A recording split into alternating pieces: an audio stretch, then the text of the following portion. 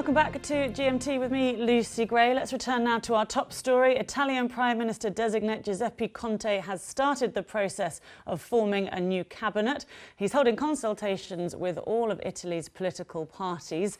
Mr. Conte, who has no political experience, is hoping to assemble a government that will pass a confidence vote next week. And let's speak now to our reporter, Sofia Bettiza.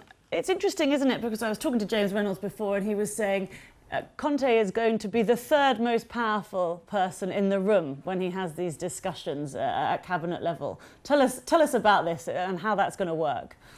I mean, the first reaction when I spoke to some friends in Italy was, who's Giuseppe Conte? He's completely unknown in politics.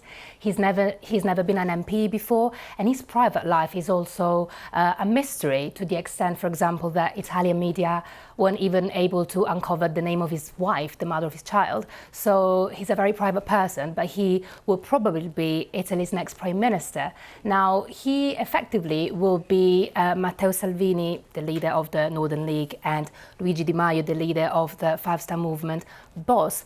But in practice, it's very difficult to imagine that he will take that they will take orders from him, because they put him there in the first place. They chose him, though, so they chose him as a candidate of compromise to form a new government. So he said in a speech yesterday that he will not be a puppet, that he will make his own decisions, and he will be Italy's defense lawyer on the world stage.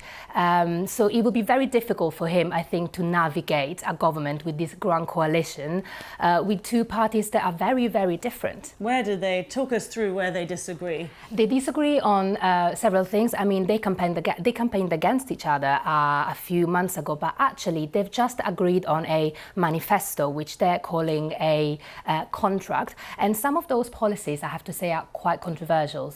They want to cut tax. They want to renegotiate Italy's debt with the EU. Remember, Italy has the biggest debt with the EU after Greece. They also want to crack down on illegal immigrants. They want to start deportation. I mean, since the migration crisis exploded in 2013, more than 700,000 people landed in Italy. So that will be very controversial. And, you know, Italy is the third largest country, Eurozone country, and it's always been deemed as too big to fail. So what happens there does matter. And the talk about coming out of the euro has been talked down recently, hasn't it?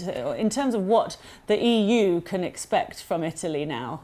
Should they be worried? Are they worried? I think Brussels is a little bit worried. They haven't said anything so far. Giuseppe Conte yesterday in his speech made a point of being pro-Europe. However, reports are saying that the person that will probably be nominated as economy minister, this is not being confirmed, is a man, Paolo Savona, who's a Eurosceptic, who thinks that the Eurozone and the euro as a currency was a mistake, is a currency tailor-made for Germany, and he wants to go back to the lira, which is the currency that Italy had before the euro. So definitely controversial there. Okay, thanks very much, Sofia Bettiza, joining me here. Thanks.